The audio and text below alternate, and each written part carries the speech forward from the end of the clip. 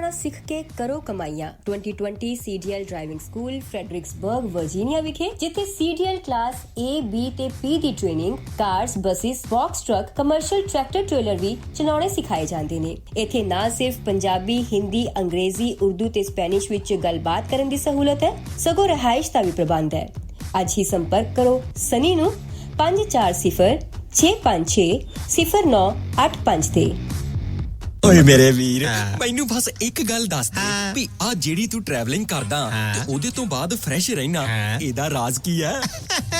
ਇਹਦਾ ਰਾਜ਼ ਹੈ Arlington fuel stop. Arlington fuel stop 1801 pioneer street highway exit 208 ਤੇ, ਜਿੱਥੇ ਤੁਹਾਨੂੰ ਫ੍ਰੀ ਕਾਫੀ, free fax service, free truck parking, ਰੋਟੀ, ਠੇਕਾ, ਲਾਂਡਰੀ, ਸ਼ਾਵਰ ਤੇ ਟਰੱਕਾਂ ਦਾ ਹੋਰ ਵੀ ਸਾਮਾਨ ਆਸਾਨੀ ਨਾਲ ਮਿਲੇਗਾ। ਹੁਣੇ ਕਾਲ ਕਰੋ 360 652 6066 ਯਾਨੀ 360 652 6066। ਇਹ ਦੋ ਲੋਕੇਸ਼ਨਾਂ ਤੋਂ ਸੇਵਾਵਾਂ ਪ੍ਰਦਾਨ ਕਰਦੇ ਨੇ। Second location Lost Hill travel centre 14814 ਐਲੋਮ street, Lost Hills. Phone number 661 797 2354। ਉਹ ਯਾਰ ਕੀ ਸੁਪਨੇ ਦੇਖੇ ਸੀ ਕੈਨੇਡਾ ਆਉਣ ਤੋਂ ਪਹਿਲਾਂ? ਉਹ ਸੁਪਨੇ ਪੂਰੇ ਕਰਨੇ ਆ ਤਾਂ ਡ੍ਰੀਮ ਲਾਈਨਰ ਐਕਸਪ੍ਰੈਸ ਵਾਲਿਆਂ ਨੂੰ ਕਾਲ ਕਰ। ਜੀ ਹਾਂ, ਡ੍ਰੀਮਲਾਈਨਰ express company Calgary, Alberta, Canada, ਜਿਨ੍ਹਾਂ ਨੂੰ ਸਾਫ਼ ਸੁਥਰੇ ਰਿਕਾਰਡ ਤੇ 2 ਸਾਲਾ ਤਜਰਬੇ ਵਾਲੇ ਡਰਾਈਵਰਸ ਦੀ ਲੋੜ ਹੈ। ਇਹਨਾਂ ਕੋਲ ਕੈਲਗਰੀ, ਅਲਬਰਟਾ ਤੋਂ ਕੈਲੀਫੋਰਨੀਆ ਤੇ ਐਰੀਜ਼ੋਨਾ ਦੇ ਸਿੱਧੇ ਰਨ। ਇਹਨਾਂ ਕੋਲ ਡਰਾਈ ਤੇ ਰੀਫਰ ਲੋਡ ਵੀ ਹੈ। ਹੋਮ ਰਿਟਰਨ ਵਿਦਿਨ 5 ਡੇਜ਼, ਬਾਈ ਵੀਕਲੀ ਤੇ ਚੰਗੀ ਤਨਖਾਹ ਦਿੰਦੇ ਆ। ਔਰ ਹਾਂ, ਸਿੰਗਲ ਤੇ ਟੀਮਸ ਦੋਨਾਂ ਨੂੰ ਹਾਇਰ ਕਰਦੇ ਨੇ। ਵਧੇਰੇ ਜਾਣਕਾਰੀ ਲਈ ਕਾਲ 403 404 9501 403 404 9501। ਡ੍ਰੀਮਲਾਈਨਰ express company Calgary, Alberta, Canada. Bathinda ਦੀ ਗ੍ਰੀਨ ਸਿਟੀ ਦੀ ਅਪਾਰ ਸਫਲਤਾ ਤੋਂ ਬਾਅਦ ਹੁਣ ਪੇਸ਼ ਹੈ ਕਨ੍ਹਈਆਸ ਗ੍ਰੀਨ ਸਿਟੀ, ਜਿੱਥੇ ਸਿਕਿਉਰਿਟੀ ਦੇ ਪੁਖਤਾ ਪ੍ਰਬੰਧ, ਖੁੱਲੀਆਂ ਸੜਕਾਂ, ਹਰਾ ਭਰਾ ਵਾਤਾਵਰਣ, ਬਿਜਲੀ ਦੀਆਂ ਅੰਡਰਗਰਾਉਂਡ ਤਾਰਾਂ ਅਤੇ ਖੂਬਸੂਰਤ ਫੁੱਲ ਪੌਦੇ। ਲੈਂਡਸਕੇਪਿੰਗ ਅਤੇ ਨਿਰਮਾਣ ਕਾਰਜ ਚੱਲ ਰਹੇ ਨੇ ਤੇਜ਼ੀ ਨਾਲ। ਇਸ ਤੋਂ ਪਹਿਲਾਂ ਕਿ ਸਾਰੇ ਪਲਾਟ ਬੁੱਕ ਹੋ ਜਾਣ, ਸੰਪਰਕ ਕਰੋ 855600 2064 ਅਤੇ 8556 02071। ਟਰੱਕਿੰਗ ਵਾਲੇ ਵੀਰੋ ਧਿਆਨ ਨਾਲ ਸੁਣੋ। ਟਰੱਕ ਜਿੱਦਾਂ ਦਾ ਵੀ ਚਲਾਉਣੇ ਹੋ, ਮੈਨੂਅਲ ਜਾਂ ਆਟੋਮੈਟਿਕ, ਕੁਇਕ ਟਰੱਕ ਲਿਊਬ ਚੇਤੇ ਆਹੀ ਨਾ ਰੱਖਿਓ। ਟਰੱਕ ਦੀ ਵਧੀਆ ਸਰਵਿਸ ਲਈ ਕੁਇਕ ਟਰੱਕ ਲਿਊਬ। ਲਓ ਜੀ, ਤੀਜੀ ਲੋਕੇਸ਼ਨ ਵੀ ਖੋਲਤੀ ਆ, ਐਗਜ਼ਿਟ 579 ਫਰਮ ਹਾਈਵੇ 401 ਇਨ ਨਾਪਨੀ। ਆਹੋ ਜੀ, ਕੋਈ ਅਪਾਇੰਟਮੈਂਟ ਨਹੀਂ, drive through facility. Exit 579 firm highway 401 in ਨਾਪਨੀ। Quick truck lube, the one stop shop। 5196220660 ਜਾਂ quicktrucklube.com। QTL, because we care। Seco Immigration Services, California Immigration Consultant, registered ਅਤੇ bonded, immigration assistance ਦੇ ਨਾਲ citizenship, work permit, process service, OCI card, family petition, Indian passport, Indian visa ਅਤੇ notary public ਲਈ ਸੰਪਰਕ ਕਰੋ। Seco Immigration Services, Gursharan Sekhon, 22693 Hesperian Boulevard, Suite 250, Hayward, California. Call 510-200-9988। Programme Shamadan ਦੇ ਵਿੱਚ ਤੁਹਾਡਾ ਸਵਾਗਤ ਹੈ। ਇਸ ਵਕਤ ਤੁਸੀਂ ਰੇਡੀਓ ਪੰਜਾਬ ਟੂਡੇ ਦੇ ਬਠਿੰਡਾ ਸਟੂਡੀਓ ਤੋਂ ਸਾਡੇ ਨਾਲ ਜੁੜੇ ਹੋਏ ਹੋ। ਟਰੱਕਰ ਵੀਰ ਨੋਟ ਕਰਨ, ਜੇਕਰ ਤੁਸੀਂ ਲੌਂਗ ਹਾਲ ਨਹੀਂ ਜਾਣਾ ਚਾਹੁੰਦੇ, ਲੋਕਲ ਏਰੀਏ 'ਚ ਜੌਬ ਭਾਲਦੇ ਹੋ, ਬੱਚਿਆਂ ਨਾਲ ਵੱਧ ਸਮਾਂ ਬਤੀਤ ਕਰਨਾ ਚਾਹੁੰਦੇ ਹੋ, ਤਾਂ ਤੁਸੀਂ ਗੁਰਵਿੰਦਰ ਸਿੰਘ ਧਾਲੀਵਾਲ ਨਾਲ ਸਿਆਟਲ ਦੇ ਵਿੱਚ ਸੰਪਰਕ ਕਰ ਸਕਦੇ ਹੋ। ਇਹਨਾਂ ਦੀ ਕੰਪਨੀ ਹੈ ਜੀ ਵਾਸ਼ਿੰਗਟਨ ਫਰੇਟ ਸਰਵਿਸ, ਜਿਹੜੀ ਲੋਕਲ ਕੰਮ ਦੇ ਲਈ ਓਨਰ ਆਪਰੇਟਰ ਤੇ ਡਰਾਈਵਰ ਹਾਇਰ ਕਰ ਰਹੀ ਹੈ।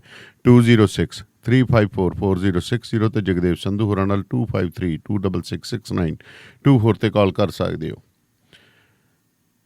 ਟਰਾਂਸ ਕੈਨੇਡਾ ਚੱਲਣ ਵਾਲੇ ਟਰੱਕਰ ਵੀਰ ਨੋਟ ਕਰੋ ਜੀ, ਜੇਕਰ ਤੁਹਾਨੂੰ ਰਾਹ ਖੇੜੇ ਕੋਈ ਵਿਪਤਾ ਪੈ ਗਈ ਹੈ ਤਾਂ ਤੁਸੀਂ ਵਿਨੀਪੈਗ, ਮੈਨੀਟੋਬਾ ਦੇ ਵਿੱਚ ਕਾਲ ਟਰੱਕ ਐਂਡ ਟ੍ਰੇਲਰ 'ਤੇ ਜਾ ਸਕਦੇ ਹੋ। ਇਹਨਾਂ ਦਾ ਐਡਰੈਸ ਹੈ 82 ਰੇਂਡਮ ਡਰਾਈਵ, ਫਾਰਮਰਸ ਰੋਡ 'ਤੇ। ਇੱਥੇ ਪਾਰਕਿੰਗ ਵੀ ਤੁਹਾਨੂੰ ਖੁੱਲ੍ਹੀ ਦਿੱਤੀ ਜਾਂਦੀ ਹੈ, ਕੁਇਕ ਟਰੱਕ ਲਿਊਬ ਵੀ ਹੈ ਅਤੇ ਵਾਸ਼ ਵੀ ਹੈ। ਇਸ ਤੋਂ ਇਲਾਵਾ DOT ਸੇਫਟੀ ਵੀ ਕੀਤੀ ਜਾਂਦੀ ਹੈ। ਕਹਿਣ ਤੋਂ ਭਾਵ ਵੀ ਸੈਮੀ ਅਤੇ ਟ੍ਰੇਲਰ ਦਾ ਤਮਾਮ ਕੰਮ ਕੀਤਾ ਜਾਂਦਾ। ਬਲਤੇਜ ਪਨੇਸਰ ਹੋਰਾਂ ਨੂੰ 2044592000 'ਤੇ ਕਾਲ ਕਰ ਸਕਦੇ ਹੋ। ਢਿੱਲੋਂ ਸਾਹਿਬ ਸਤਿ ਸ਼੍ਰੀ ਅਕਾਲ ਜੀ। ਸਤਿ ਸ੍ਰੀ ਅਕਾਲ ਜੀ। ਢਿੱਲੋਂ ਸਾਹਿਬ, ਬਠਿੰਡੇ ਦੇ ਵਿੱਚ ਸਿਆਸੀ ਕਾਟੋ ਕਲੇਸ਼ ਕਾਫੀ ਵਧਿਆ ਹੋਇਆ। ਕਾਂਗਰਸੀਏ ਜਿਹੜੇ ਨੇ ਉਹ ਪੁਲਿਸ ਤੋਂ ਬੜੇ ਔਖੇ ਨਜ਼ਰ ਆ ਰਹੇ ਨੇ। ਸਿੱਧੇ ਨਿਸ਼ਾਨਾ ਸਾਧ ਦਿੱਤਾ ਜੀ ਕਾਂਗਰਸ ਨਾਲ ਸੰਬੰਧਿਤ ਸਰਪੰਚਾਂ, ਪੰਚਾਂ ਨੇ ਅਤੇ ਮੋਹਤਵਰਾਂ ਨੇ। ਕਹਿੰਦੇ ਜੀ ਪੁਲਿਸ ਅਧਿਕਾਰੀ ਹੀ ਕਹਿੰਦੇ ਨਸ਼ੇ ਦੇ ਪਦਾਰਥ ਵਿਕਾਉਂਦੇ ਨੇ।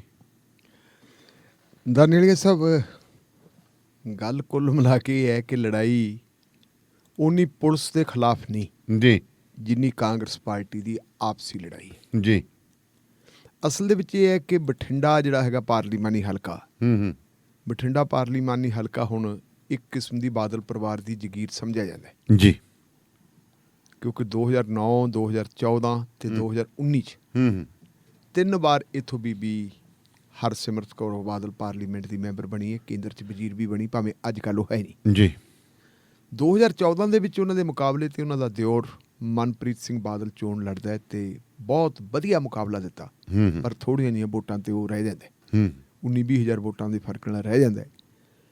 ਉਸ ਤੋਂ ਬਾਅਦ ਮਨਪ੍ਰੀਤ ਸਿੰਘ ਬਾਦਲ ਕਾਂਗਰਸ ਪਾਰਟੀ ਵੱਲੋਂ 2017 'ਚ ਚੋਣ ਲੜਦਾ ਹੈ, ਔਰ 2017 ਦੇ ਵਿੱਚ ਮਨਪ੍ਰੀਤ ਸਿੰਘ ਬਾਦਲ ਬੜੇ ਵੱਡੇ ਮਾਰਜਨ ਦੇ ਨਾਲ ਬਠਿੰਡਾ ਹਲਕੇ ਤੋਂ ਜਿੱਤਦੇ ਹੈ, ਔਰ ਉਹਨਾਂ ਨੂੰ ਪੰਜਾਬ ਦੇ ਵਿੱਚ ਕੈਬਨਿਟ ਮੰਤਰੀ ਬਣਾ ਕੇ ਵਿੱਤ ਵਿਭਾਗ ਦਾ ਚਾਰਜ ਦੇ ਦਿੱਤਾ ਜਾਂਦਾ ਹੈ ਮੁੱਖ ਮੰਤਰੀ ਵੱਲੋਂ। ਜੀ ਮਨਪ੍ਰੀਤ ਸਿੰਘ ਬਾਦਲ ਕਿਉਂਕਿ ਭਾਵੇਂ 2014 ਦੇ ਵਿੱਚ ਵੀ ਟਿਕਟ ਜਿਹੜੀ ਹੈ ਉਹਨਾਂ ਦੇ ਕੋਲੇ ਕਾਂਗਰਸ ਪਾਰਟੀ ਦੀ ਸੀ, ਲੇਕਿਨ ਉਹਨਾਂ ਵਿਧੀਵਤ ਕਹਿੰਦੇ ਕਾਂਗਰਸ ਪਾਰਟੀ ਜੁਆਇਨ ਨਹੀਂ ਕੀਤੀ ਸੀ। ਉਹ ਕਹਿੰਦੇ ਪੀਪਲਜ਼ ਪਾਰਟੀ ਆਫ ਪੰਜਾਬ ਵੱਲੋਂ ਉਹਨਾਂ ਨੇ ਇੱਕ ਸਮਝੌਤਾ ਕੀਤਾ ਸੀ ਕਾਂਗਰਸ ਪਾਰਟੀ ਨਾਲ ਕਿ ਮੈਂ ਟਿਕਟ ਤੁਹਾਡੀ ਤੇ ਚੋਣ ਲੜ ਲੂੰਗਾ, ਮੈਂ ਰਹੂੰਗਾ ਪੀਪੀ ਦਾ ਕੈਂਡੀਡੇਟ ਹੀ। ਉਹ ਤੋਂ ਪਹਿਲਾਂ ਉਹਨਾਂ ਨੇ ਕੋਸ਼ਿਸ਼ ਕੀਤੀ ਸੀ ਕਿ ਉਹਨੂੰ ਪਤੰਗ ਮਿਲ ਜੇ, ਪਤੰਗ ਮਿਲਿਆ ਨਹੀਂ ਸੀ, ਉਹਦਾ ਰੌਲਾ ਪਿਆ ਸੀ। ਮਨਪ੍ਰੀਤ ਬਾਦਲ ਵੀ ਇੱਕ ਬੰਦਾ ਖੜਾ ਹੋ ਗਿਆ ਸੀ, ਨਵਾਂ ਖੜਾ ਕਰ ਦਿੱਤਾ ਸੀ। ਸੋ ਉਦੋਂ ਬੇਸ਼ੱਕ ਉਹ ਲੂਜ਼ ਕਰ ਗਿਆ ਸੀ, ਲੇਕਿਨ 2017 ਵੇਲੇ ਜਦੋਂ ਉਹਨੇ ਕਾਂਗਰਸ ਪਾਰਟੀ ਜੁਆਇਨ ਕੀਤੀ, ਜੀ ਉਦੋਂ ਉਹਨੇ ਕਾਂਗਰਸ ਪਾਰਟੀ ਦੇ ਨਾਲ ਇੱਕ ਮਤਲਬ ਇਹ ਕੀਤਾ ਕਿ ਮੇਰੇ ਕੁਝ ਬੰਦਿਆਂ ਨੂੰ ਟਿਕਟਾਂ ਦਿੱਤੀਆਂ ਜਾਣ। ਕਿਹਾ ਜਾਂਦਾ ਕਿ ਉਹਨਾਂ ਦੇ ਕੁਝ ਬੰਦਿਆਂ ਨੂੰ ਟਿਕਟਾਂ ਦਿੱਤੀਆਂ ਗਈਆਂ ਸੀ। ਇੱਕ ਅੱਧੀ ਟਿਕਟ ਮੇਰਾ ਖਿਆਲ ਹੈ ਵੀ ਉਧਰ ਦੁਆਬੇ 'ਚ 1 ਜਾਂ 2 ਦਿੱਤੀਆਂ ਸੀ, ਤੇ ਬਠਿੰਡੇ ਦੇ ਵਿੱਚ ਜਿਹੜੀ ਹੈਗੀ ਆ 2 ਟਿਕਟਾਂ ਸੀ ਉਹਨਾਂ ਕੋਲ। ਇੱਕ ਉਹਨਾਂ ਦੀ ਆਪਣੀ ਬਠਿੰਡਾ ਸ਼ਹਿਰੀ ਤੇ ਦੂਜੀ ਹੈ ਬਠਿੰਡਾ ਦਿਹਾਤੀ। ਜੀ ਬਠਿੰਡਾ ਦਿਹਾਤੀ ਤੋਂ ਜੇ ਆਪਾਂ ਦੇਖੀਏ ਤਾਂ ਬਠਿੰਡਾ ਦਿਹਾਤੀ ਤੋਂ ਹਰਵਿੰਦਰ ਸਿੰਘ ਲਾਡੀ ਨੂੰ ਉਹਨਾਂ ਨੇ ਚੋਣ ਲੜਾਈ ਸੀ। ਇਹ ਉਹੀ ਲਾਡੀ ਹੈ ਜਿਹਦੇ ਪਿਤਾ ਜੀ ਕਹਿੰਦੇ ਮੰਤਰੀ ਸੀਗੇ? ਨਹੀਂ, ਮੰਤਰੀ ਨਹੀਂ। ਹਾਂ, ਇਹਦੇ ਪਿਤਾ ਜੀ 1985 ਦੇ ਵਿੱਚ ਨਥਾਣਾ ਹਲਕੇ ਤੋਂ ਐਮਐਲਏ ਬਣ ਗਏ ਐਮਐਲਏ ਬਣੇ ਸੀ, ਔਰ 1985 ਦੇ ਵਿੱਚ ਹੀ ਕੈਪਟਨ ਅਮਰਿੰਦਰ ਸਿੰਘ ਐਮਐਲਏ ਹੁੰਦੇ ਸੀਗੇ ਤਲਵੰਡੀ ਸਾਬੋ ਤੋਂ। ਅੱਛਾ ਅੱਛਾ। ਇਹਨਾਂ ਦਾ ਜਿਹੜਾ ਪਰਿਵਾਰ ਹੈ ਉਹ ਫੌਜੀ ਪਿਛੋਕੜ ਵਾਲਾ ਹੈ। ਅੱਛਾ। ਜਿਹੜਾ ਇਹ ਆਪਣੇ ਹਰਵਿੰਦਰ ਸਿੰਘ ਲਾਡੀ ਹੈ, ਇਹਦਾ ਪੜਦਾਦਾ ਵੀ ਫੌਜ 'ਚ ਹੁੰਦਾ ਸੀ। ਅੱਛਾ ਜੀ। ਇਹਦਾ ਦਾਦਾ ਵੀ ਫੌਜ 'ਚ ਹੁੰਦਾ ਸੀ। ਇਹਦਾ ਬਾਪ ਵੀ ਫੌਜ 'ਚ ਹੁੰਦਾ ਸੀ, ਔਰ ਤਾਏ ਚਾਚੇ ਵੀ ਫੌਜ 'ਚ ਹੁੰਦੇ ਸੀ। ਅੱਛਾ ਜੀ। ਇੱਕ ਭਰਾ ਇਹਦਾ ਡਿਸਟ੍ਰਿਕਟ ਅਟਾਰਨੀ ਹੈ। ਆਪ ਇਹ ਉਸ ਵੇਲੇ ਬੈਂਕ ਦੇ ਵਿੱਚ ਨੌਕਰੀ ਕਰਦਾ ਸੀ। ਅੱਛਾ ਜੀ। ਨਥਾਣੇ ਤੋਂ ਜਦੋਂ ਇਹਦੇ ਪਿਤਾ ਜੀ ਐਮਐਲਏ ਹੁੰਦੇ ਸੀ, ਕੈਪਟਨ ਅਮਰਿੰਦਰ ਸਿੰਘ ਦੇ ਨਾਲ ਬਹੁਤ ਜ਼ਿਆਦਾ ਨੇੜਤਾ ਹੁੰਦੀ ਸੀ। ਜੀ। ਲੇਕਿਨ ਹੋਇਆ ਕੀ ਕਿ ਇਹਨਾਂ ਦਾ ਕੋਈ ਪਰਿਵਾਰਕ ਕਾਟੋ ਕਲੇਸ਼ ਪੈ ਗਿਆ। ਉਸ ਕਾਟੋ ਕਲੇਸ਼ ਦੇ ਵਿੱਚ ਤੁਹਾਨੂੰ ਪਤਾ ਵੀ ਸੁਖਬੀਰ ਸਿੰਘ ਬਾਦਲ ਦੀ ਹੁਕੂਮਤ ਵੇਲੇ ਕੀ ਕੁਛ ਹੁੰਦਾ ਸੀ। ਜੀ। ਉਦੋਂ ਮਜਬੂਰ ਕੀਤਾ ਗਿਆ ਇਹਨਾਂ ਨੂੰ ਕਿ ਤੁਸੀਂ ਅਕਾਲੀ ਦਲ ਜੁਆਇਨ ਕਰ ਲਓ। ਠੀਕ ਹੈ। ਅਕਾਲੀ ਦਲ ਇਹਨਾਂ ਨੇ ਜੁਆਇਨ ਕਰ ਲਿਆ ਸੀ, ਲੇਕਿਨ ਬਾਅਦ ਦੇ ਵਿੱਚ ਜਦੋਂ ਸਰਦਾਰ ਮਨਪ੍ਰੀਤ ਸਿੰਘ ਬਾਦਲ ਅਕਾਲੀ ਦਲ ਚੋਂ ਬਾਹਰ ਆਉਂਦੇ ਤੇ ਉਹਨਾਂ ਨੇ ਆਪਣੀ ਪੀਪਲਜ਼ ਪਾਰਟੀ ਆਫ ਪੰਜਾਬ ਬਣਾਈ ਹੈ। ਉਸ ਵੇਲੇ ਪੀਪਲਜ਼ ਪਾਰਟੀ ਆਫ ਪੰਜਾਬ ਦੇ ਵਿੱਚ ਇਹ ਵੀ ਹਰਵਿੰਦਰ ਸਿੰਘ ਲਾਡੀ ਵੀ ਆ ਗਏ ਸੀ। ਕੱਲ ਹਰਵਿੰਦਰ ਸਿੰਘ ਲਾਡੀ ਨੇ ਪ੍ਰੈਸ ਕਾਨਫਰੰਸ ਕੀਤੀ। ਉਸ ਪ੍ਰੈਸ ਕਾਨਫਰੰਸ ਦੇ ਵਿੱਚ ਜਿਹੜਾ ਉਹਨੇ ਆਪਣਾ ਬਿਰਤਾਂਤ ਸੁਣਾਇਆ, ਜਿਹੜੀ ਉਹਨੇ ਆਪਦੀ ਵਿਥਿਆ ਸੁਣਾਈ, ਉਹ ਕਹਿੰਦਾ ਵੀ ਮੈਂ ਚੰਗਾ ਭਲਾ ਨੌਕਰੀ ਕਰਦਾ ਸੀ ਬੈਂਕ ਦੇ ਵਿੱਚ, ਸਟੇਟ ਬੈਂਕ ਆਫ ਇੰਡੀਆ ਦਾ ਮੈਂ ਮੁਲਾਜ਼ਮ ਸੀ। 70,000 ਰੁਪਈਆ ਮੇਰੀ ਤਨਖਾਹ ਸੀ। ਛੋਟੇ ਛੋਟੇ ਮੇਰੇ 2 ਬੱਚੇ ਸੀ।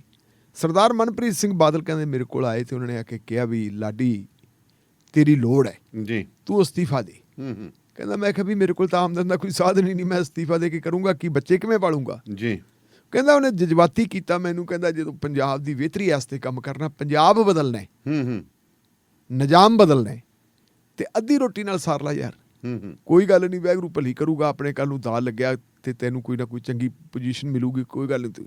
ਉਹ ਕਹਿੰਦਾ ਜੀ ਮੈਂ ਕਿ ਆਪਣਾ ਅਸਤੀਫਾ ਦਿੱਤਾ ਤੇ ਮੇਰੇ ਨਾਲ ਦੇ ਲੋਕ ਜੀ ਹੁਣ ਉਹ ਕਹਿੰਦਾ ਵੀ ਸੀਨੀਅਰ ਮੈਨੇਜਰ ਤੇ ਰੀਜਨਲ ਮੈਨੇਜਰ ਬਣੇ ਹੋਏ। ਅੱਛਾ ਜੀ। ਮੈਂ ਉਸ ਅਹੁਦੇ ਤੇ ਹੋਣਾ ਸੀ ਤੇ ਸਰਵਿਸ ਵਾਲੇ ਮੇਰੀ ਕਾਫੀ ਪਈ ਹੈ।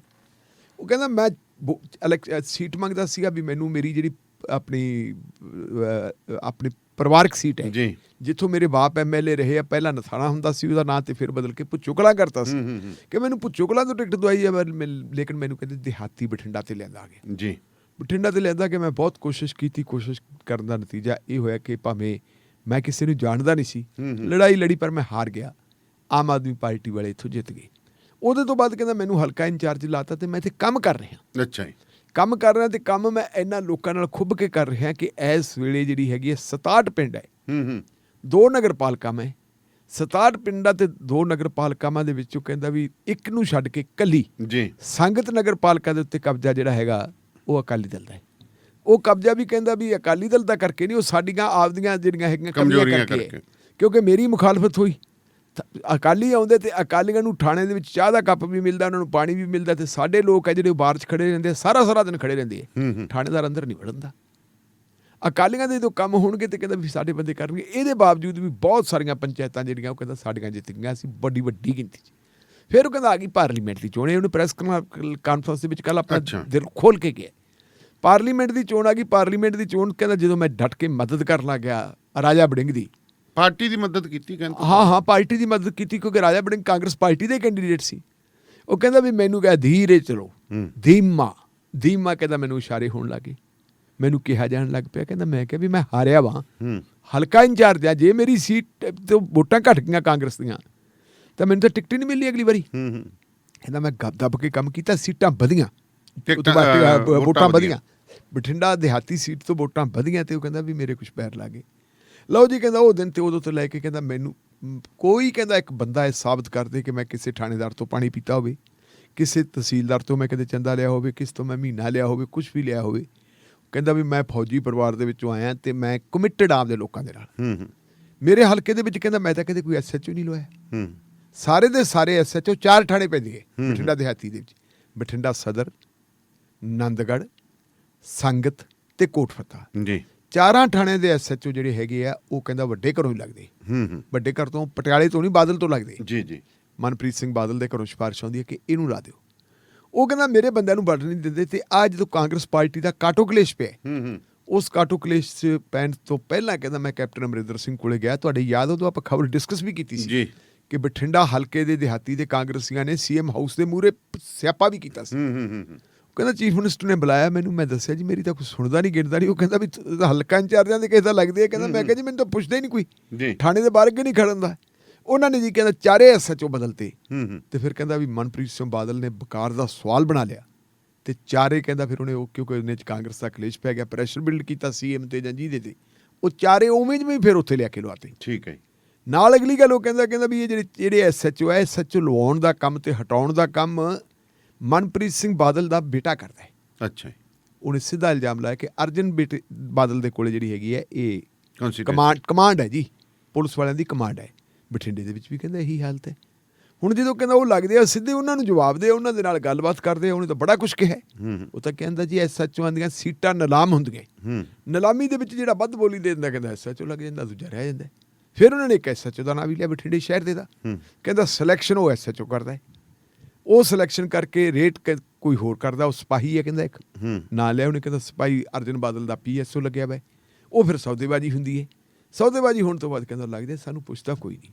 ਫਿਰ ਉਹਨੇ ਦੱਸੀ ਬਿਰਤਾਂਤ ਕੀ ਹੈ। ਉਹ ਕਹਿੰਦਾ ਵੀ ਜਿਹੜਾ ਇਹ ਸੰਗਤ ਇਲਾਕਾ ਹੈ ਇਹ ਲੱਗਦਾ ਬਾਰਡਰ ਨਾਲ ਜੀ, ਹਰਿਆਣੇ ਵਾਲੇ ਪਾਸੇ, ਤੇ ਹਰਿਆਣੇ ਦੇ ਨਾਲ ਹੀ ਰਾਜਸਥਾਨ ਆ ਗਿਆ।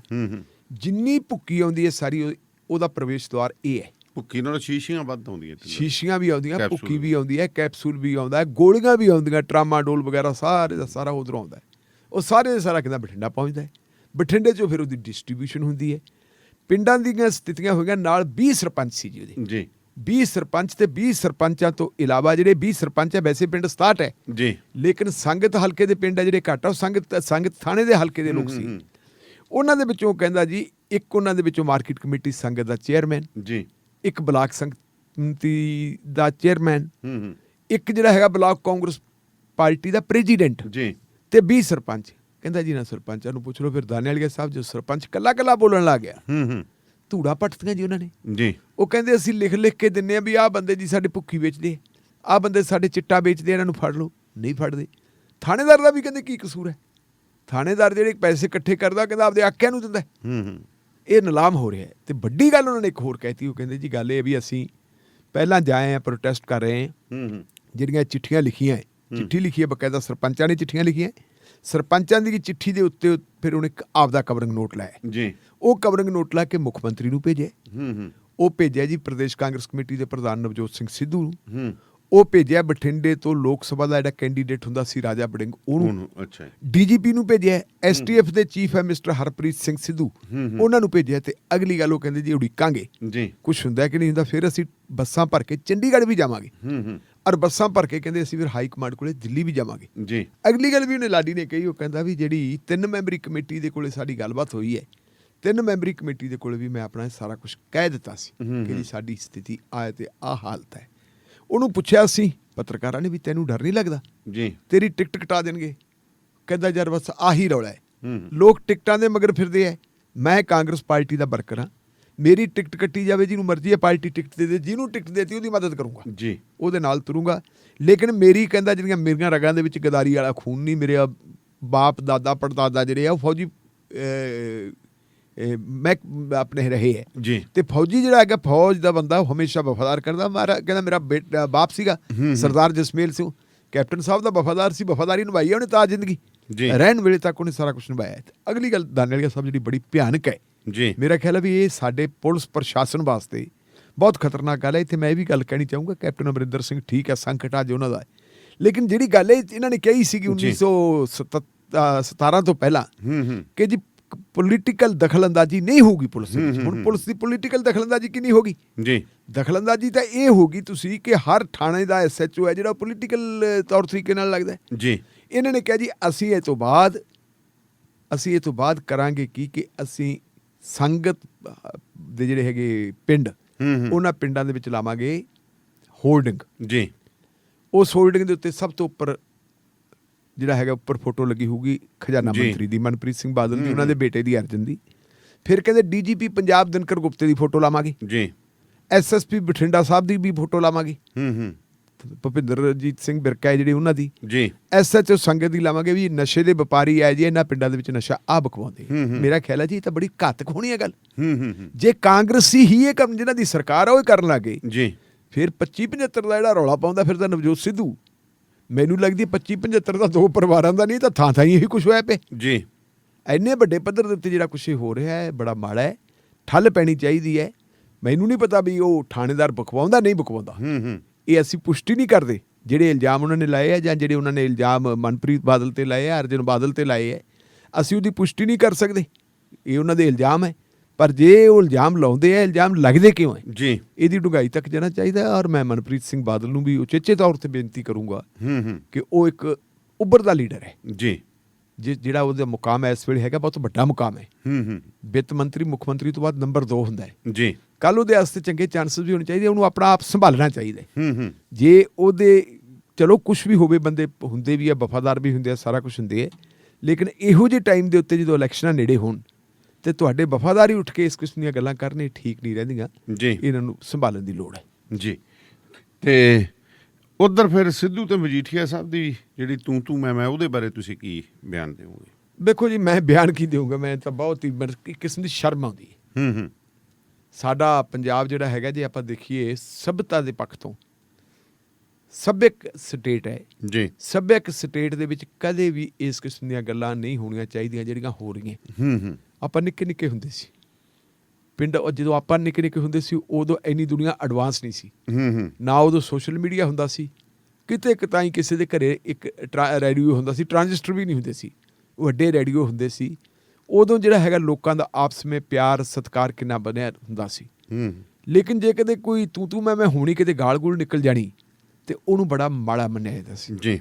ਜਾਂ ਕਈ ਵਾਰੀ ਜਿਹੜਾ ਬਿਕਰ ਸੈਕਸ਼ਨ ਹੈਗਾ ਉੱਥੇ ਲੜ ਪੈਂਦੀਆਂ ਬੁੜੀਆਂ, ਸੂਏ ਤੇ ਬੁੜੀਆਂ ਬੈਠੀਆਂ ਲੜ ਪੈਂਦੀਆਂ ਜੋ ਕੱਪੜੇ ਧੋਂਦੀਆਂ ਹੁੰਦੀਆਂ ਜੀ, ਜਾਂ ਕਿਸੇ ਹੋਰ ਕਰਦੀਆਂ ਆਪਸ ਵਿੱਚ ਲੜ ਪੈਂਦੀਆਂ, ਤੇ ਕਈ ਕਿਸਮ ਦੇ ਉਹ ਮਿਹਣੇ ਦਿੰਦੀਆਂ ਹੁੰਦੀਆਂ।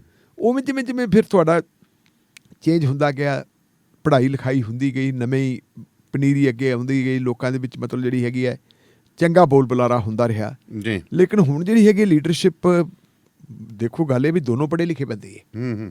ਜੇ ਆਪਾਂ ਗੱਲ ਕਰੀਏ ਨਵਜੋਤ ਸਿੰਘ ਸਿੱਧੂ ਦੀ, ਨਵਜੋਤ ਸਿੰਘ ਸਿੱਧੂ ਕੌਮਾਂਤਰੀ ਅਹਿਮੀਅਤ ਰੱਖਣ ਵਾਲਾ ਸ਼ਖਸ ਹੈ ਜੀ।